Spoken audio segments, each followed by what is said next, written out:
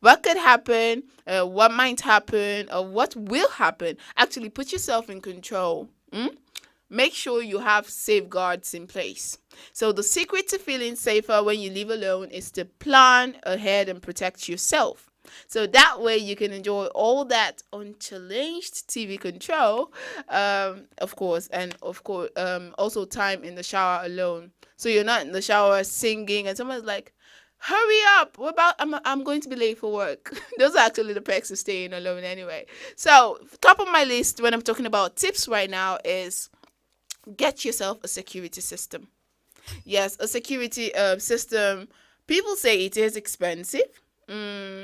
Some say it's confusing. Some say it is hard to set up.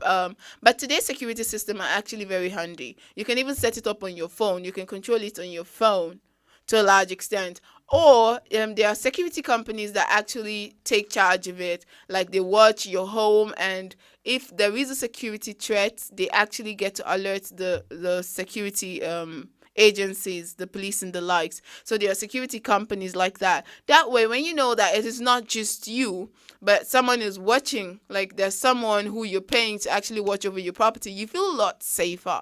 You can say that is expensive and to a large extent. Maybe that is true, but I mean, what is the price you're willing to pay to stay safe? Would you rather lose your valuables or actually pay a price to actually keep them safe and keep yourself safe in the long run? So security systems might be pricey, but trust me, they are definitely worth it.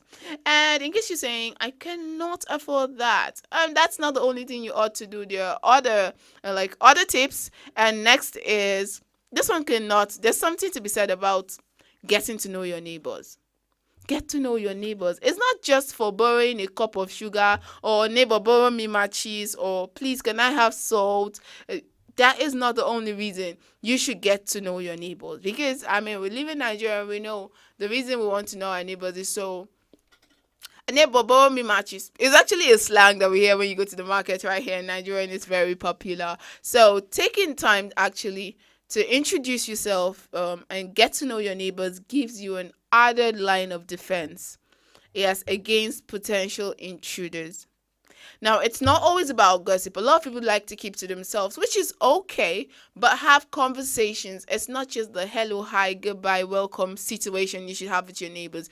We're not saying you should become gossip buddies or best of friends, but have a relationship with your neighbors so they can actually pass on information to you. It is important.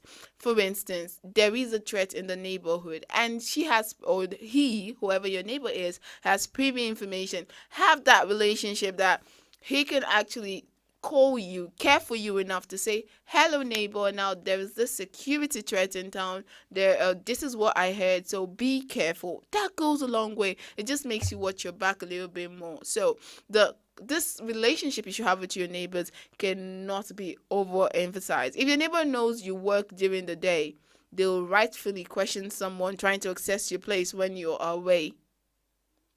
Do you understand? It helps. If your neighbor knows you work at night, they surely will question whoever is tugging at your doorknob at night, because they know it's not you. They know you ought to be at work at those times. So who's coming? Why are you at her door? Why are you at his door? Did he ask you to come? What keys are you? Okay, call, let's confirm, because you have a relationship with them. So you should go beyond just hello, hi, goodbye, welcome kind of relationship. You should have an actual relationship. How to do that? Okay, here's the tip. Hello, neighbor, and maybe there is a political situation. You can actually bring up that conversation. Maybe there's a trending gist in the, like, have you heard about, for instance, we just heard, that's why you should listen to African Patriot Radio, because we bring you up to speed with what is happening in the world right now. Like, Georgie just brought up the case of Rema. And Rema is an entertainment person, but now he's involving the government. First, he said the governor of Edo State can actually bring him back to perform in the state. He talks about Obaseki. He also talked about the PDP having to explain what happened to his father. And I didn't even know that Justice Ikubo was his dad. And he died as far back as 2008. So actually, you can bring up conversations like this. And on a lighter note, just have conversations, bond to a large extent. And maybe during Christmas, during Salah, exchange a bowl of rice, send some meat. Yeah, that helps the neighbors bond to a large extent. Yeah, so that's one way you get to know your neighbors. Thank me later. I know you will. Definitely. Okay, so tip number 3. You should get key smart. You want to know how? I think I should actually take a break and drink a glass of water because, like Jojo said in the morning, you should keep a water bottle handy. So reminding the handy, I have to stand up and pick it. So I'll go on a break. And when we return, I'll tell you why you need to get key smart. Let's push play to some songs. We'll be right back.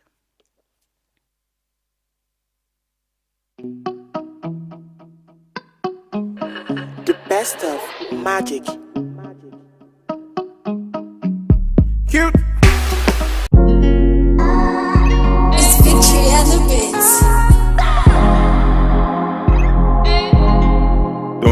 Dun.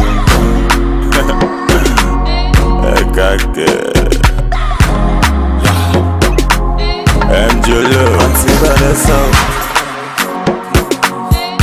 When I been calling you answer. What the valima, oh.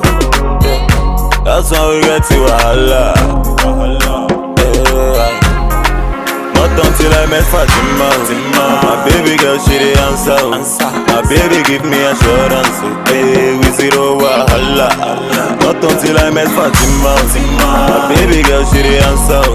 My baby give me assurance. Hey, we zero Wahala. She the boss my brain like. Yeah.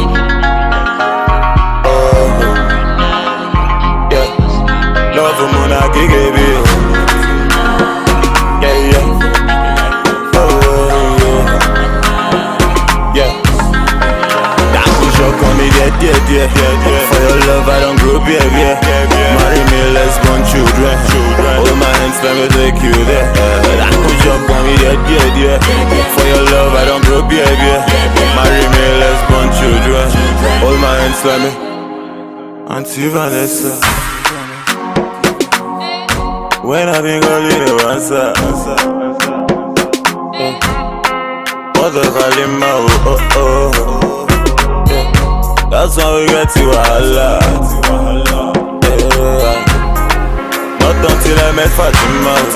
My baby girl, she the answer. My baby give me assurance. Hey, we zero Wahala. Not until I met Fatima. My baby girl, she the answer. My baby give me assurance. Hey, we zero Wahala. She the boss my brain like.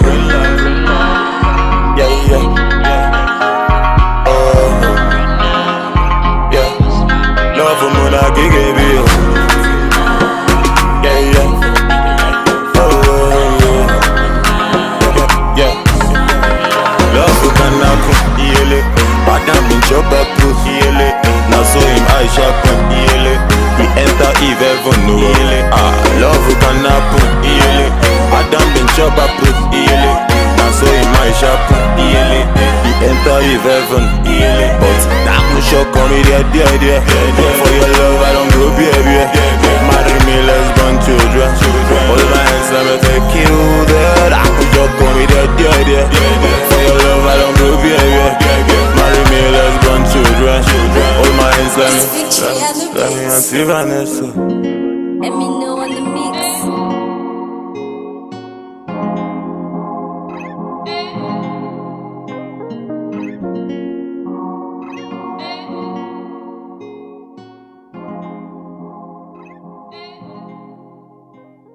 You see, baby, you've captured my heart.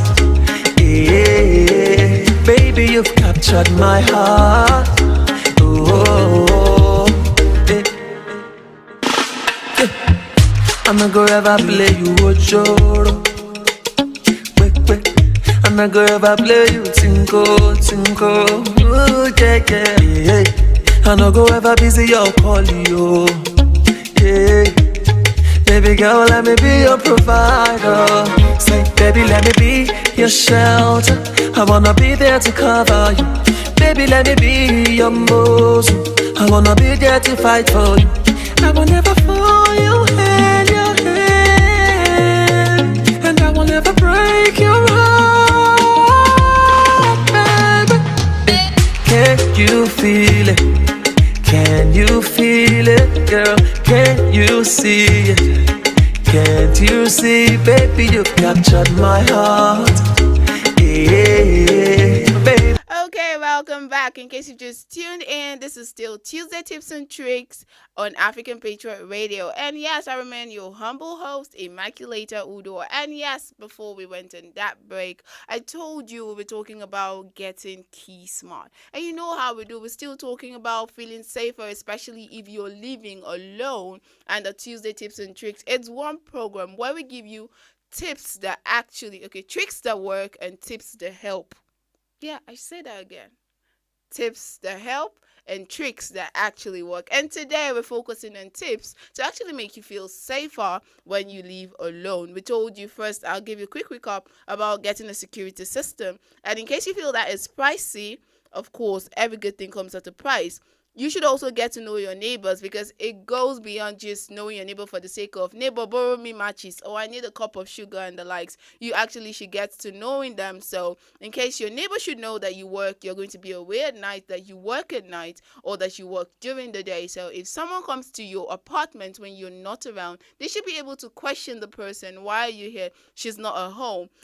Call the person up. Yeah, so it's like an additional defense system that helps. Now talk about getting key smart. There's nothing like getting that first key to your own place. And obviously locking your doors and window is a no-brainer when it comes to protection, but don't let the triumph of a home ownership cause you to forget that you're probably not the only one with the keys. We have the landlords, we have the past owners, or even complete strangers might have the keys or have a copy of the key. Yes, because you have a house, you might want to give your spare to someone, and that would be a situation that occurred before. Like the previous owner actually had someone they trust that he gave the keys to. Now they trust that person, but you don't, because you do not even know them. So it is important that you get key smart. Change your locks and keys the moment you get a new apartment. Or you can ask questions, because I know right here in Nigeria a padlock or key is supposed to come with 5 keys. But now if you have all 5 keys, you might feel safe to an extent, but of course remember there can be duplicates. So ask questions. If you are not sure, you can install, let's say, secondary measures like either deadbolts, or padlocks, just to feel a little bit safer, so you feel in charge, that you have your keys. So I'll say that again, get key smart. And of course, now there's something that a lot of us do, and that's like we tend to tell everyone where we are at a time. And of course, we know that people know that we live alone. So hey, we get it. You want your friends to know when you're lounging, or you're on the beach, or you're on vacation. You actually want to tell them that you're boiling. But posting your location online or letting the internet know when your place is conveniently empty makes you an easy target. Yes, I'd say that. Like, it is so true. So never disclose when you be on a vacation. You can actually always post those beach pictures when you're home, safe and sound. There is more, but we're fast spent in time. So summarily, I'll just say, like I said at the beginning, that living independently has its perks, but it also can put you at risk. So would-be home invaders are always looking for easy targets, and the fewer people that live in a home, so the more or the easier it is to actually get a notice while burgling the home. So while not everyone can put a large guard dog on watch, everyone can have peace of mind that comes from being practical and then being proactive with your protection. So we just gave you tips, and of course I am sure they will help only if you practice them to a large extent. But your ultimate security is in your hands. So do a lot to stay safe, not just for yourself, but because there are people that care about you and, of course, that want you alive. That's the much you can take today on Tuesday Tips and Tricks. Until I come your way again, I'm Immaculator. Stay safe.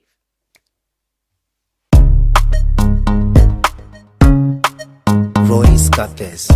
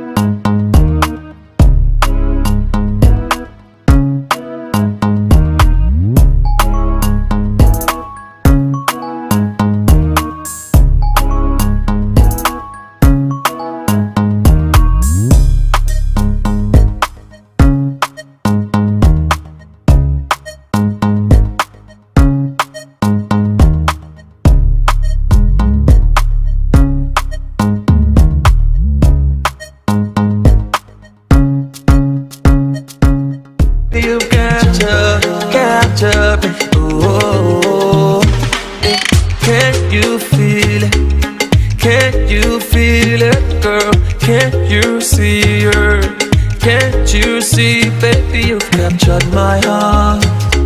Yeah, baby, you've captured my heart.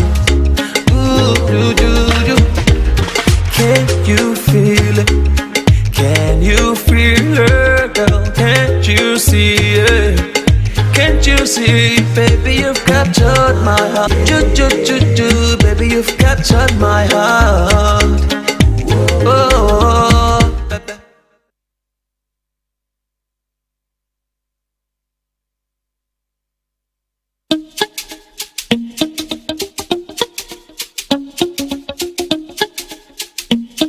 It's ODJ, please. I feel too mad for you. Yeah, I feel too grace for you, baby. Girl, I promise you my heart. Yeah, and I promise you my love. Oh, baby, I wanna share my life with you. Yeah. I want to give my heart to you. Yeah. Oh, little family, now you be the one, no.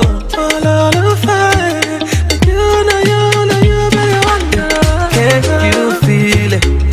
Can you feel it, girl? Can you see it? Can't you see, baby, you've captured my heart. Yeah, baby, you've captured my heart. Oh, yeah. I'm not gonna ever play you ochoro.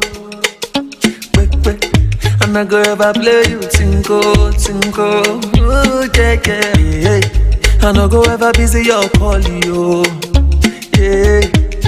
Baby girl, let me be your provider. Say, baby, let me be your shelter. I wanna be there to cover you. Baby, let me be your muzzle. I wanna be there to fight for you. I will never fall your hand, and I will never break your heart, baby. Can you feel it? Can you feel it, girl? Can you see it? Can't you see, baby, you've captured my heart. Yeah, baby, you've captured me. Oh, can't you?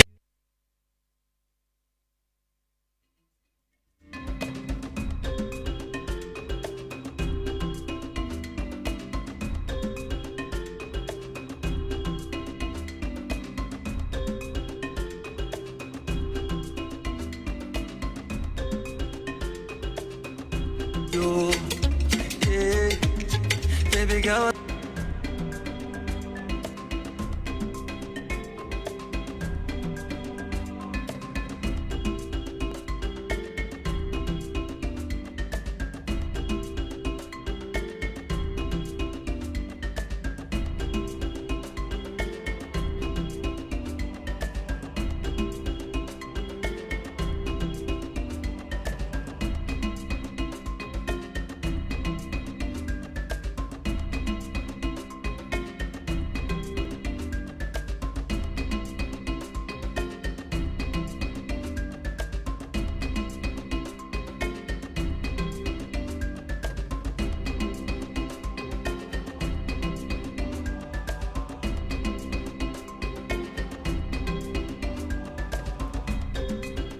Alright, so good to know that you're still right here with us on African Preacher Radio. I told you I'll be back with the How Far So Far segment on historical events that took place in and around Africa, some countries that I'll be looking at today. And today we're making our focus on Kenya. So we'll be looking at some historical events that happened in Kenya. Yes, so a lot of times we've look across some African countries. We've talked about Ethiopia, we've talked about South Africa and Ghana. Today I'll be looking at Kenya, historical events that happened in Kenya. How far so far they've come in their history today is what we'll be looking at. Yes, so let's take a look at a chronological of events that happened. Key events that happened in Kenya. So we'll start off with the 3.3 million BC, that's before Christ, the events that happened. So an evidence of some of the earliest human tools have been found in Kenya, and suggesting that it was the cradle of humanity from which descendants moved out to populate the world. Yeah, so in 600 BC, Arabs began settling coastal areas over the centuries, developing trading stations which facilitated contact with the Arab world, Persia, and of course the India. So you can see gradually how Kenya was found, and how they actually had to start their invasion, and then happened to have the collaboration with India, and of course they had with other countries like the Arab world continent. Yes, so in 1895, formation of British East African Protectorate. So that actually happens every country has their own British protectorate. Yes, they come in. So if you recall, in some countries I mentioned their chronological event, the British actually had to appear in some years. So this actually happened in Kenya in 1895, formation of British East African Protectorate. And then moving on, in 1920, East African Protectorate becomes crown colony of Kenya, administered by a British governor. Let's take a look at some of events that they call the Mau Mau event. This happened in 1944. Kenyan African Union (KWA) formed to campaign for African independence, forced African appointment to Legislative Council. Now, this event happened, it's more like a formation, it's more like an agency that they call the Kenyan African Union. Yeah, more like a union, and the short form or the abbreviation, the short form and abbreviation for it is KWA, and it was formed to campaign for African independence. That was the first African appointment to Legislative Council, and it happened in 1944. 1945 or 1947, I beg your pardon, Jomo Kenyatta becomes a KWA leader. And then in 1952 to 1953, secret Kikuyu guerrilla group known as More begins violent campaign against white settlers. And then the state of emergency declared Jomo Kenyatta jailed, and then the KWA was actually banned. The Kenyan African Union was banned as a result of a clash and as a result of a group of people that they call the More. I think some Kenyans will actually know how to, will know it better, so you have to pardon me in the pronunciation. But this actually, they had a clash, and then they put an end to the KWA, the Kenyan African Union, as at 1952 to 1953. Yes, so let's move on. In 1956, the More rebellion put down. They were actually put down in 1956. So the agency actually have their ban that the KWA, the Kenyan African Union, were banned, and then they actually had to put down the More agencies too in 1956. And then in 1960, the state of emergency ends. Then British announces plans to prepare Kenyan for majority African rule. And then the Kenya African National Union (KANU), formed by Tom Mboya and Oginga Odinga.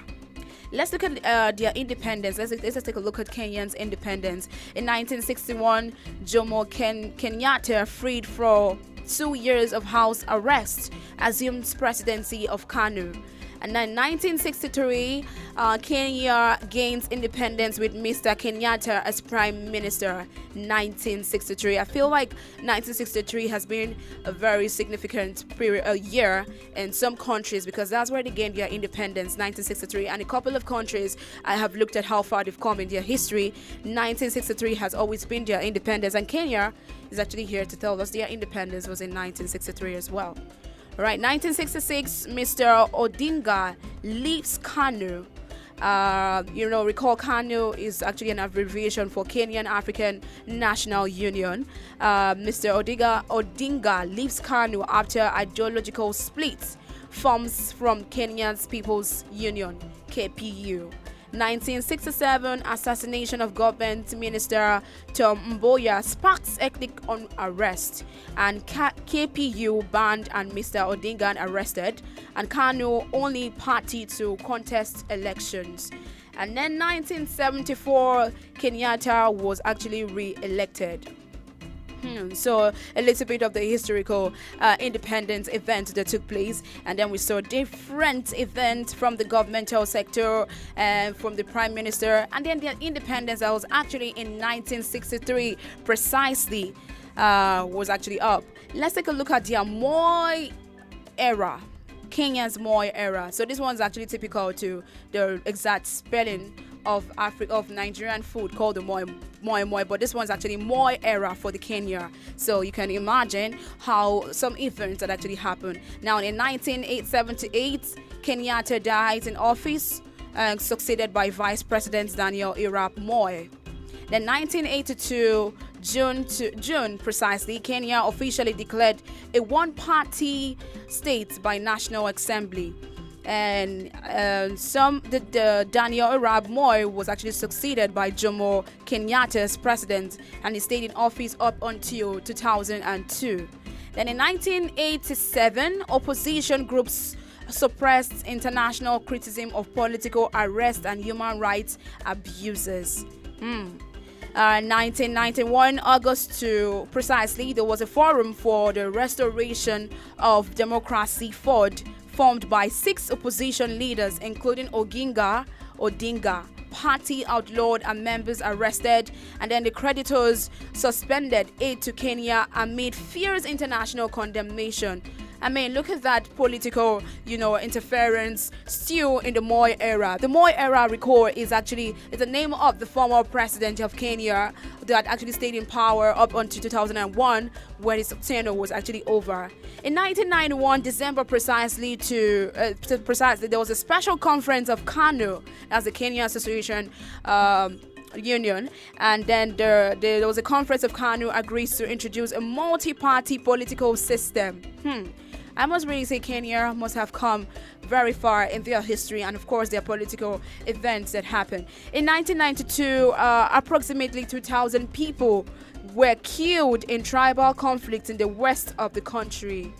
Yeah, we don't get tired of seeing a whole lot of dead cases or deaths that have been recorded in the years in various countries. There's a particular year where people lost their lives, there's a particular year of famine, there's a particular year of military role and of course political unrest and some clashes that happened. So in 1992 there was approximately 2,000 people that were killed in tribal conflicts in the west of the country in Kenya.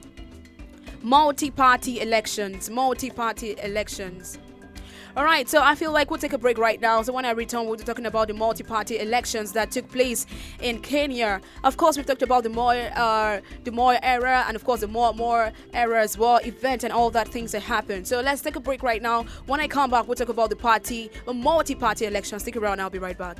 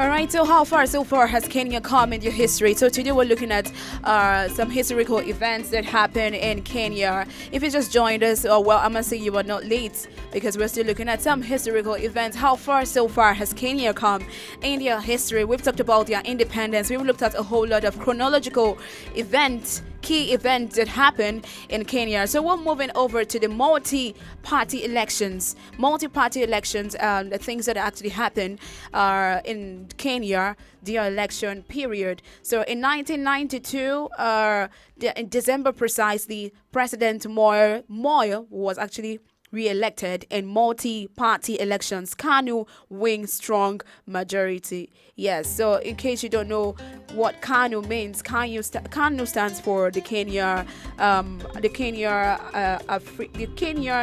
African Union for the KANU. That's what it actually represents. So in 1992, there was a re-election of a president. He was actually re-elected in 1992. Moi re-elected in multi-party elections. KANU wins strong majority.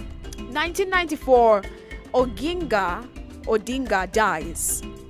Opposition group from coalition, the United National Democratic Alliance, but it is actually plagued by disagreement. In 1997, there was a president that came up in December precisely. It's called President Moi. He wins the further term in widely criticized election. Right, so this election was one that was highly criticized due to how it was conducted in 1997. His main opponents are former President Nwakibaki and Raila Odinga, son of Oginga Odinga. Right, so you can see the different multiple or multi-party elections that took place in 1992 up until 1997. Right, so you had the president who actually died, Odinga died in 1994, and of course there was a new re-election of the presidency. Yes, in 1997, President Moi wins for the term in widely criticized election. Yeah, you know, as a cause of the president's dying, that's I'm talking about Odinga, as a cause of his death, and then the re-election of the president Moi, you know, really sparked up a whole lot of criticism, you know, due to the fact that after his death, 4 years after, there was a re-election of the new President Moi. Let's look at the embassy bomb that actually happened in 1998. How far so far has Kenya come in their history? In 1998, an embassy bomb. August precisely, a Quadra operative bombed the U.S. embassy in Nairobi, killing about 224 people and injuring thousands. I really wish we could see a picture of this bomb. It was so devastating, and it's been it's not a good sight to behold, because I can imagine lots of lives that were lost, and of course injuries were actually, some people were actually injured. There are a whole lot of injuries, and you can see a whole lot of emergency police, the ambulance coming for rescue of people that survived that collapsed building or that bombing as of 1999. Fast forward to 2002, July precisely, some 200 Maisia and Samburu tribesmen accept more than $7 million in compensation from the British Ministry of Defense. And the tribes people have been bereaved or mammaled by British Army explosives and then left on their land over the last 50 years. 2002 November precisely, Al-Qaeda attack on Israeli-owned hotel near Mombasa, and then kills 10 Kenyans and injures 3 Israelis, and a simultaneous rocket attack on an Israeli airline fails.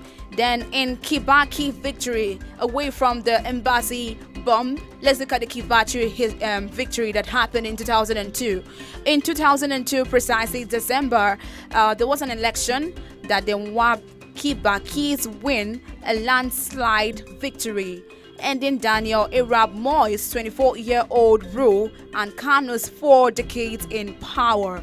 It must really be a victory, and a victorious year for them. Yeah, so let's look at 2004. 2004 October precisely, Kenyan ecologist Wangari Maathai wins the Nobel Peace Prize. So having gotten victory in the election, then fast forward to 2004, they actually had their wins in the Nobel Peace Prize. So the Kenyan ecologist Wangari Maathai wins the Nobel Prize for Peace, giving its victory to the Kenyans as there. 2005 November to December, voters reject a proposal or a proposed new constitution in what is seen as a protest against President Kibaki.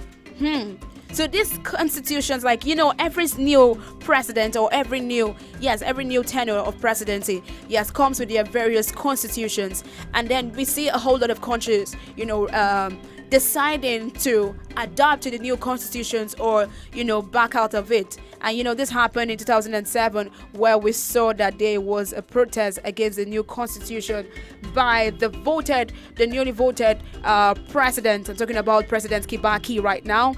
There was his constitution, the new constitution that he pulled out for the country was actually rejected. They rejected the new proposal for the new constitution he released in 2005. And then fast forward to 2007, December, having brought up the new constitution. In December 2007, the disputed presidential election led to violence in which more than 1,500 people died. How sad that could be. Talking about Kibaki's victory, and then boom, there is a kind of violence. It's really common. We see that today in some countries, because of the person or the governors or the presidents being selected, but it's not in the favor of the people or the voters. Probably they didn't even vote the president in. That even led to the violence, that led to the fights or the conflict or the clashes between the people. So this led to about 1,500 deaths, as a result of the newly disputed presidential election that took place in 2007. It led to violence and led to some deaths of some people. About 1,500 deaths were actually recorded in 2007. All right, let's fast forward. The government and the opposition come to power, sharing agreement in February, and the cabinet is agreed in April.